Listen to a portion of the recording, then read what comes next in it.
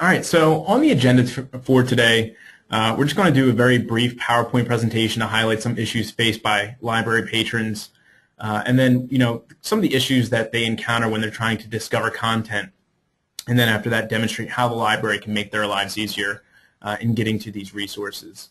And then after that, we'll hop into a live version of the product, and if at any time there are any questions, please feel free to type them in the chat box, and I'll try to stop and answer whenever possible. So the first issue faced by many library patrons is having to learn, locate, and search multiple resources. And unfortunately, more often than not, individuals will choose the path of least resistance.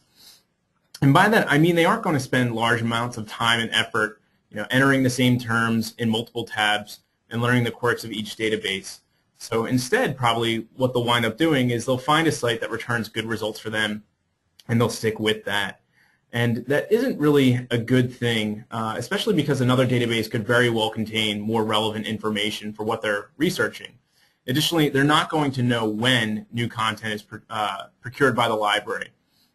So as a result, it's going to lead to them thinking that the library doesn't subscribe to the content that they need, and then also the library isn't going to see the usage figures and return on investment that it's expecting for subscribing to this content. Additionally, most databases have poor ranking algorithms, or if they are ranked, they're ranked with bias. Additionally, once your researchers are presented with a list of results, like say for example on cancer, chances are that they've seen a majority of these articles already. So when they open up multiple tabs and are looking through, it's that manual process of having to validate each source, make sure it's really what they're looking for, determine if it's relevant, and then whether or not they've already seen it before. And then lastly, if you subscribe to a tool, which is going to be your single source, for discovering content, a single point of access, when new content is added to a database, you expect the tool to be up to date. Because, for your patron's perspective, if they can't discover it, it may as well not exist. So fortunately, all of these problems can be searched with SwetsWise Medical Searcher. Your nurses and physicians, they're going to have a single point of access where all of the content is aggregated, ranked, and deduped. And again, all within this very user-friendly, aesthetically pleasing interface. And the way we accomplish this is with connectors. So long as your source that you want to connect to your database, chances are we can build a connector to it. And since this tool was built with the medical community in mind, we have a list containing, I think right now it's about 100 of the most commonly used medical databases. And since we're very efficient at doing this, it means we're able to pass the savings along to you. However, that's not to say that we only can connect to those sources. If you require wikis, blogs, news sites, internal sources, or what have you, we can make that happen. The next thing I mentioned earlier is the ranking that happens. So the results are aggregated, deduplicated, and ranked. And since we don't own or host the content, you can be sure that we're publisher neutral. Other discovery services are provided by multi-billion-dollar publishers and aggregator companies whose main business is making sure that the libraries purchase their content. And here, the librarians don't have to worry whether the results were returned from a discovery service that might be biased towards higher ranking of the database. Additionally, librarians don't need to worry whether content from a competitor to the discovery service is going to be missing. So you always can be sure that what you're looking for, it's going to be in the tool and it's not going to be ranked with bias. Additionally, the searcher is built using cutting-edge ranking algorithms that take into consideration a number of factors. So, just for some examples, root word stemming. Words are reduced down to their base. So when you get back something like mice and mouse, it will know that they're the same word, or same thing like person or people. Additionally, term density. So if in a title, you're searching for particular content, we afford the word positioning. So again, if you typed in medial meniscus, we'll make sure that it's in still the proper context. Term density, so how often does it come up in the full text? Again, term proximity, so again, even if your terms are in the right order, how far are they spaced apart from one another? And then other things like irrelevant words are dropped, about, again, all, almost, and things like that. So again, lots of things go on during the ranking algorithm process. There's also some proprietary items that happen there as well. But again, it's all to ensure that you get the best results back from these sources. The next thing that we also do is clustering. So we offer this intelligent clustering, which you can see over the left-hand side. We'll get into it once we're actually into the program doing the live demo. And these clusters are often confused with what some of our competitors do, where they have fixed taxonomies. But what we have is called latent semantic analysis. And really what that is it's a statistical technique for inferring relationships and using contextual use to really get at the meaning of what your individuals are trying to search for. So that way, when you're looking up a topic, you can have that serendipitous discovery of finding things that are related or drilling down within that particular topic. And again, we'll see specific examples in just a minute. The other thing that we do very well is we show the totals versus the results, and we show you this in real time. So when you go ahead and type in your search terms, you'll see which databases are returning results, and then of those results, how many were found to be relevant. Additionally, you can see which databases are still searching, which ones may have lost authentication. So again, we're going to monitor that for you, but we do provide you that transparency to see where your results are coming from. So again, if you forget to inform us that you've unsubscribed to a source, we'll monitor it and reach out to you and let you know that this particular item is not returning results for your users. And while we're talking about results coming back to the search tool, just to say that it's very fast. So on average, 2 to 5 seconds, you'll have your first set of results, and you're not going to be hindered by slower databases. So if a database takes maybe 15 seconds to complete its search, you'll get a secondary window that will pop up and say, would you like to reintroduce these results? So that way it can be indexed again and shown to your users, with the new results of which one is most relevant. And then for setup and maintenance of the product, there really isn't any on your behalf. It's primarily handled by Swets and Deep Web Technologies, which is our partner. So as a result, there's very little customer impact. All we would need for you to do is to reach out to some of the publishers that you subscribe with, have the IP of the searcher added so it could get in, gain access to the database, and search for the content. And then from there, we'll handle all of the setup. So with that said, we'll hop right into the demo. Go ahead and show you guys the live product, and I'll stop briefly to see if there are any questions.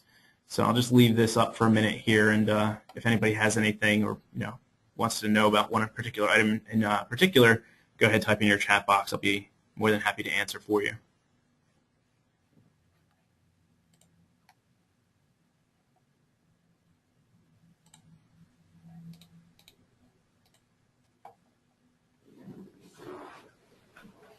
All right, since there aren't any questions, I'll go ahead and get started with the demo.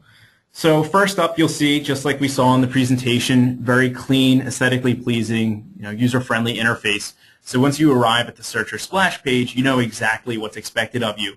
You can go ahead, type in your search terms, click search. If you wanted to limit down the sources to the full text results only, you can go ahead and do so. Oh, excuse me. And additionally, we have this advanced search option. So if the users that are power users want to search by, I don't know, maybe particular article names or authors or date ranges and things like that, they can do that as well.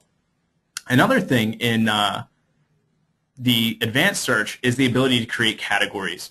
So in this example, you just see a number of categories. These categories can be named anything. So again, if you want to make a category for nurses, another category for physicians, you could do that. What I've seen some of our customers do also is break out these categories by format type. So maybe your journals could be in one category and your ebooks could be in another category.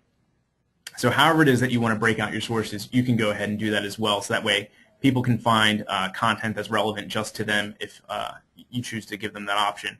So again, the categories listed down here on the side, so you can remove one, select one in particular, select them all.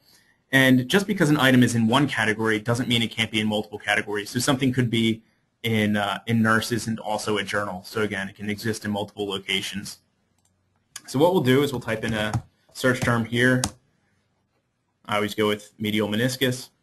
And what that will do is it will search all of those sources that I selected. So I here are the 15 sources. They're searching in real time.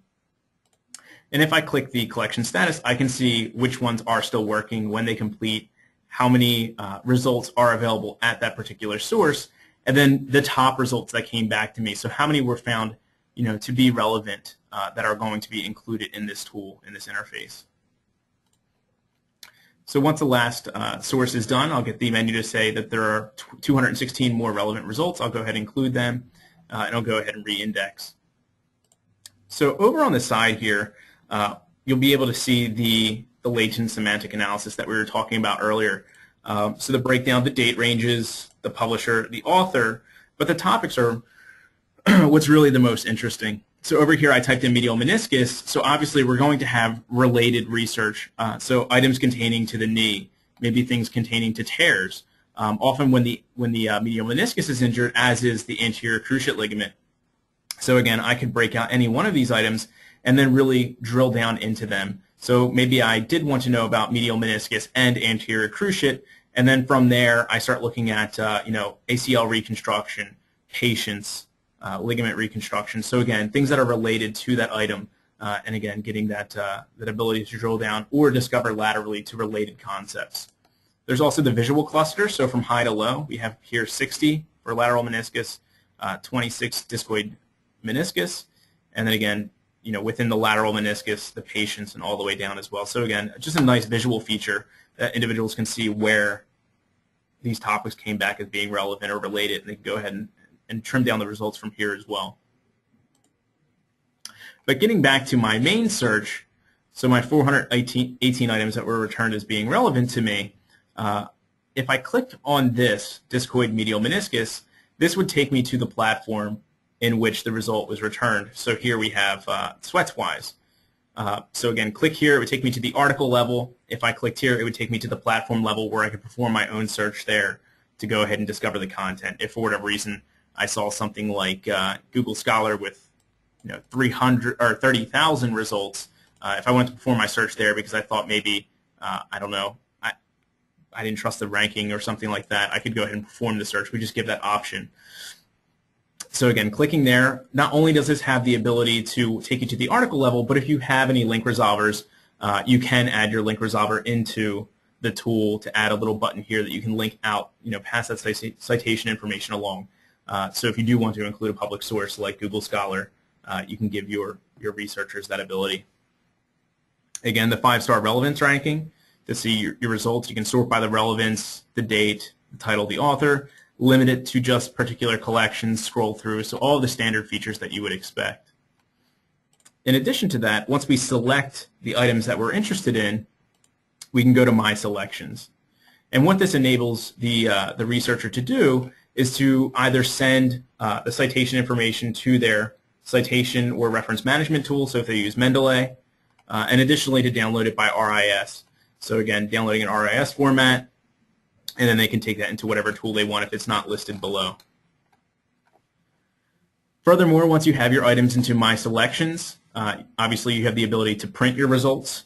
But say, for example, as a librarian, you receive a research request or somebody needs content for a particular topic, so you can email these results to that individual. So put in their email, your name, any comments.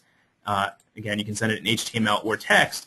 And this page will be sent to the researcher, so that way they can click on this particular article, either go to the source, go to the article level, and then see the content that you chose for them. So what I'll do, I'll remove those items from my selections. Go back to here. And then next up is the Alerts and Search Builder. So what we were talking about up to this point is what anybody could do simply by logging into the, or not logging in, I'm sorry, just going to the URL and typing in a search. So again, it would search all the databases and tell you where the results were found at and what was found to be the most relevant. But if you want to create alerts, you can go ahead and click this alerts page, and we'll ask you to sign into an account. The account management is handled by our partner, Deep Web Technology, so it's nothing that the librarian would have to worry about.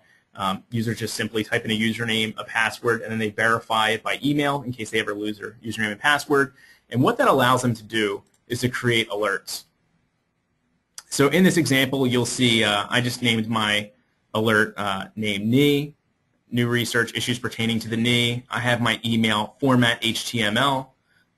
Always send me emails. Send me if there are new results. Never send me emails, which I prefer, so I don't get spammed with regular emails.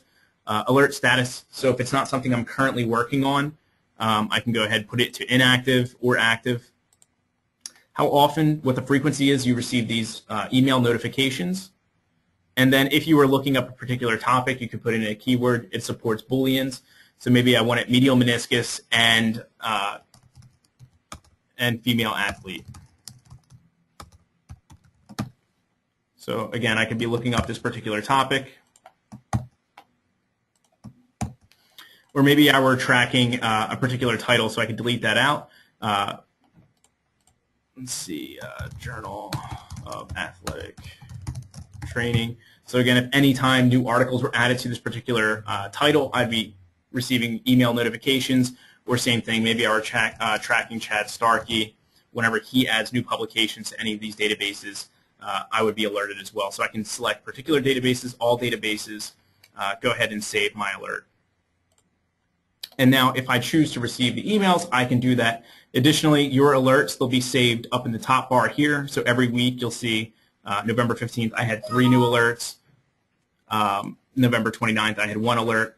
And then if I don't want to log into the platform, I don't want to receive emails, we also give the option to subscribe to Rss Feeds. So again, if your researchers want to receive it by Google Reader, Feedly, so that way they can access this content on their mobile devices. So iPads, iPhones, Android phones, things like that. And it looks like we have a question, so I'll just stop real fast and give this a read. Okay, actually, let's see, just making this larger. Does Medical Searcher have a feature whereby the end user can ask the librarian for literature, search and or request an article from the library? Good question. So we do facilitate this somewhat. So if you have a link resolver, typically the link resolvers will allow you to, after you pass that citation information along and you see that you don't have the full text, then you can request that information by ILL or ask the librarian to procure that material in some way. So if you do have link resolvers, we can accommodate that request for the unsubscribed content.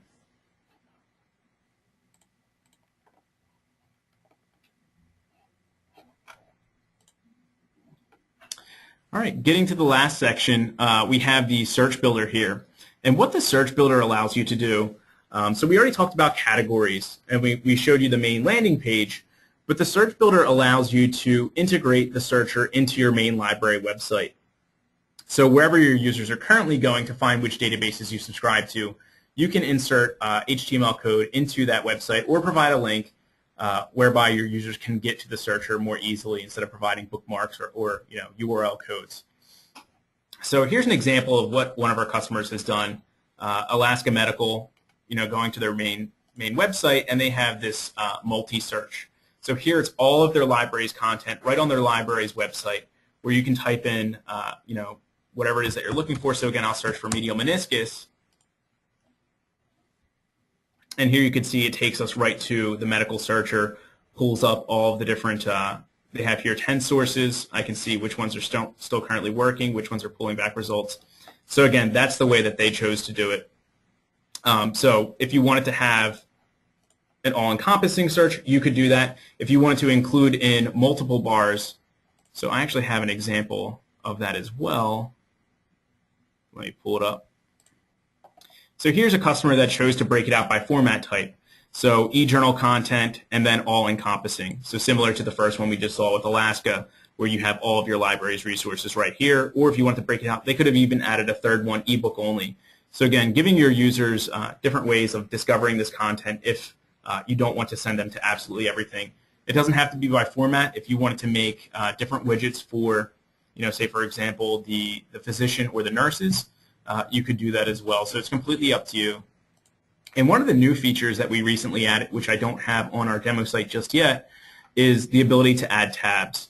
So if ever, instead of making these separate widgets, if you ever wanted to just make a different tab within the resource, in this example, the customer chose format types. So all of the text format is here, all the multimedia format like videos and music files, they're all located here.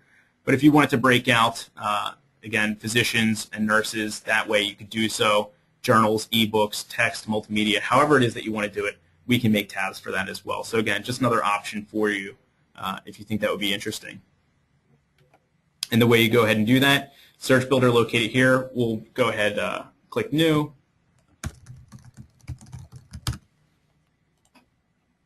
Again, the title, the title doesn't really matter because it goes right into your library website. Doesn't really need a description. But here's where you would select the collections that you want to include. I want to make it an all-encompassing search, where that way my users, they can go to the one bar and search all of my content. So again, I pulled over all of my collections. Again, a full text search is good. I won't include any of my editor details. I'll click Save.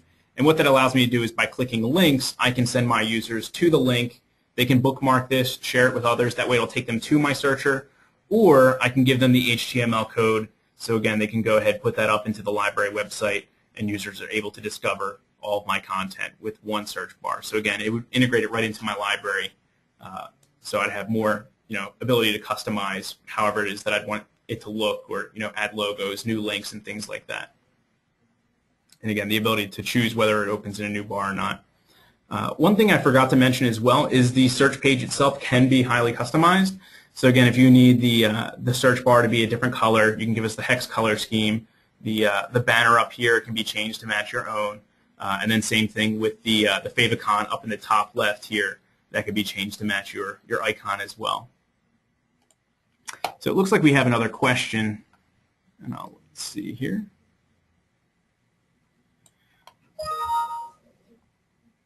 So it says, you have alerts, but do you have the ability to set up an electronic table of contents service? Can I set this up, or can only the individual do this? Also with alerts, can I set them up and send them out with my ID? Say I don't want to set them up, or say I don't want to set up my own alert, but for me to customize each search for a specific patron. Unfortunately, right now, you can only set up your own searches, so it would be for your user ID. You could email the results that come back to you. So once you have these results, you could go ahead and click email, send them to particular patrons. As far as table of contents, what you could do is create alerts for titles. So that way, whenever new articles were added to that title, you would receive those alerts as well. So the table of contents can be easily accommodated. But for creating a library administrative account where you're setting up alerts for individuals to receive email, it's definitely something that we could look into. We have received that request before, but again, right now the usernames are primarily for the individual to set it up themselves instead of signing them up to receive emails. But again, I can push that back to developers and ask.